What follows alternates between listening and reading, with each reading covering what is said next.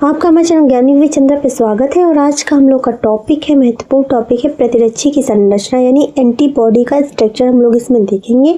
बहुत ही सरल भाषा में समझेंगे, तो क्लास को अंत तक देखिएगा, चैनल को सब्सक्राइब कर लीजिएगा, वीडियो को जितना हो सकेगा उतना शेयर करिएगा। ठीक, तो ये प्रतिरक्षी का जो आकार होता है, जो एंटीबॉडी का आकार होता है, तो ABCD जो आपके लेटर्स होते हैं उनमें Y के आकार का होता है। कैसा होता है? Y शेप का होता है आपका एंटीबॉडी का आकार। ठीक है, अब इसकी देखिए बेसिक स्ट्रक्चर समझेंगे कैसा होता है। ठीक, बेसिक स्ट्रक्चर कैसा होता है, तो जो देखिए एंटीबॉडी यानी कि प्रतिरक्षी जो होता है वह चार अणुओं से मिलकर के बनता है। ठीक है, वो कौन सी चार श्रृंखलाएं होती हैं? तो देखिए 4 पॉलीपेप्टाइड श्रृंखलाओं से मिलकर के जो एंटीबॉडी होती है, प्रतिरक्षी जो होता है वो बना हुआ होता है, जिसमें 4 में से 2 होती हैं आपकी भारी श्रृंखलाएं जिनको हैवी चेन कहते हैं, जो कि एस शेप की आपको दिखेंगी। 2 हल्की चेन होती हैं, 2 हल्की श्रृंखलाएं होती हैं जो आपको कैसी L शेप की दिखेंगी। ठीक, और ये जो चारों श्रृंखलाएं होती हैं H और L वाली, लाइट और हैवी वाली, तो ये सभी श्रृंखलाएं क्या होती हैं? डाइसल्फाइड बंधों से क्या होती हैं? जुड़ी हुई होती हैं। ठीक,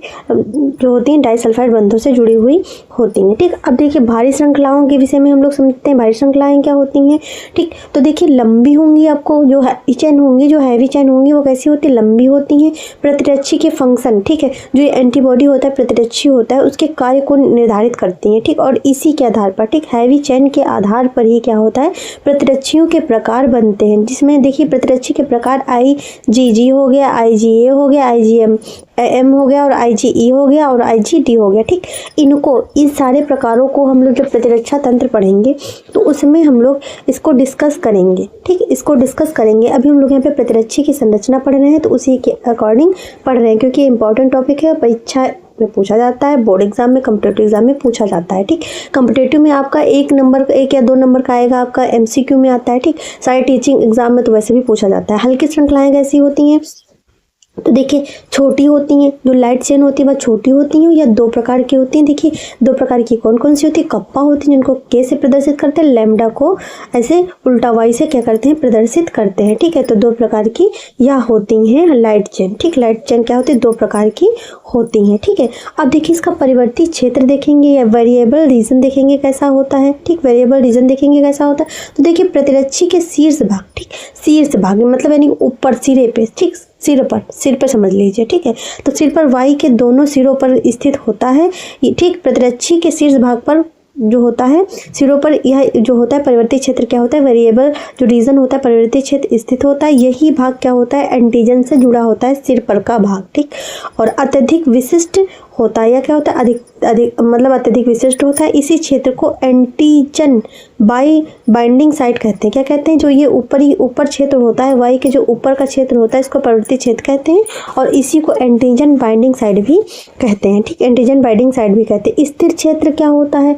ठीक, कांस्टेंट रीजन क्या होता है? तो प्रतिरक्षी का निचला, ठीक, ये ऊपरी भाग हो गया, जो ऊपरी भाग हो गया ये क्या हो गया? देखिए ऊपरी भाग जो हो जाता है ये आपका हुआ परिवर्ती क्षेत्र, ठीक, वेरिएबल रीजन, और जो इसके नीचे का भाग हो गया ये कैसा हो गया? स्थिर क्षेत्र, कांस्टेंट रीजन। ठीक, जिसको कांस्टेंट रीजन को हम लोग C से प्रदर्शित करते हैं और वेरिएबल रीजन को V से लिखते हैं। ठीक है, और प्रतिरक्षी का निचला भाग, ठीक, यह क्या होता है? प्रतिरक्षी का निचला भाग होता है, शरीर की प्रतिरक्षा क्रियाओं में क्या करता है? सहायता करता है, और एंटीजन से यह जुड़ा नहीं होता है। निचला भाग क्या होता है? एंटीजन से नहीं जुड़ा हुआ होता है। ठीक, एंटीजन से नहीं जुड़ा हुआ होता है।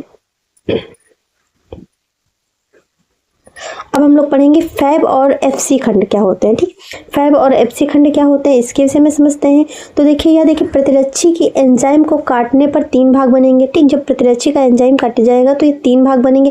फैब यानी कि देखिए फ्रेगमेंट एंटीजन बाइंडिंग, ठीक, एंटीजन से जुड़ने वाला भाग यही होता है फैब। ठीक है, अब FC क्या होता है? ठीक, जिसको कहेंगे फ्रेगमेंट क्रिस्टलाइजेबल। ठीक, क्रिस्टलाइजेबल होता है। देखिए प्रतिरक्षी कोशिकाओं से जुड़ता है और प्रतिरक्षी प्रतिक्रिया को क्या करता है? या नियंत्रित करता है FC। ठीक है, यह क्या करता है? नियंत्रित करता है।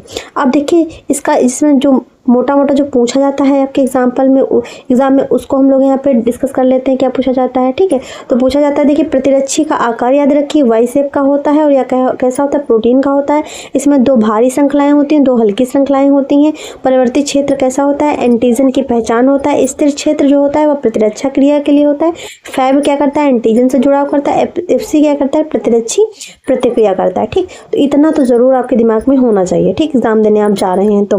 ठीक, अब इसकी संरचना देख लेते हैं। तो यह देखिए इसकी संरचना है। ठीक, इसको कहेंगे प्रतिजन क्रिया स्थल। ये क्या होता है, जो ये ऊपर भाग का होता है, ये देखिए प्रतिजन क्रिया स्थल होता है। ये आपको वाई आकार का दिख रहा है। ठीक, वाई आकार का दिख रहा है।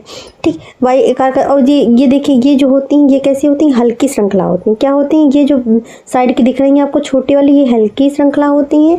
ये दोनों प्रकार की, क्या 2 देखिए यहाँ पे हल्की श्रृंखला है और 2 आपको यहाँ पे भारी श्रृंखलाएं दिखेंगी, हैवी चेन दिखेंगी। ये कैसी होती हैं, एच आकार की होती हैं। ठीक, ये कैसी होती है, एच आकार की होती हैं। और यह कैसी होती हैं, हैवी श्रृंखला होती हैं, भारी श्रृंखलाएं होती हैं। ठीक है, भारी श्रृंखलाएं होती हैं। और ये देखिए कांस्टेंट क्षेत्र है, नीचे पे क्या है, कांस्टेंट क्षेत्र है, ऊपर पे क्या है, वेरिएबल क्षेत्र होता है। ठीक, वेरिएबल क्षेत्र होता है। ठीक, वेरिएबल क्षेत्र होता है। ठीक, इसका चित्र बनाना बहुत ही आसान है। अब देखिए इसमें हम लोग देखिए CDRS ये जो होता है, ये जो 3 आपको दिख रहे हैं, रेड दिख रहे हैं, ये होता है CDRS क्षेत्र होता है। ठीक, और ये पूरा जो ब्लू आपको दिख रहा है ये FU होता है। ठीक, ये आपको नीचे का जो चित्र दिख रहा है ये FC होता है और ये क्या होता है, AB होता है। ठीक, इतना डीपली पूछते नहीं है। डायग्राम आपको हमेशा ये वाला बनाना है, बोर्ड एग्जाम में क्या बनाना है, ये आपको डायग्राम बनाना है। ठीक, देखिए सबसे पहले अपना ऐसे करके ऐसे बना लेना। ठीक, ऐसे करके एक लाइन सीधी नहीं गई है। ठीक, ऐसे बनेगी। ठीक, रुको फिर से बनाते हैं। देखो अभी इसको बनाते हैं। ठीक, ऐसे कर लिया। ठीक है, इसको कर लिया। तो अब देखिए क्या करेंगे, सबसे पहले देखिए ऐसे करेंगे, पेंसिल नहीं ली मैंने, ऐसे करेंगे, फिर इसको ऐसे करेंगे, रफली बता रहे हैं। फिर ये देखिए 2 लाइन आप कर लेना ऐसे ऐसे करके। ठीक है, ऐसे कर लेना। फिर इस पर डबल लाइन कोड कर देना, दोनों पे डबल लाइन कोड कर देना, आप पेंसिल के साथ बनाना। ठीक है, और इसको देखिए इसमें 3 दांत बना देना, ऐसे करके ऐसे कर देना, 2 भागों में इसको 2 कलर्स ऐसे बीच में लाइन खींच देना। इसमें 3 दांत बना देना। ठीक है, इसमें 2 दांत बना देना।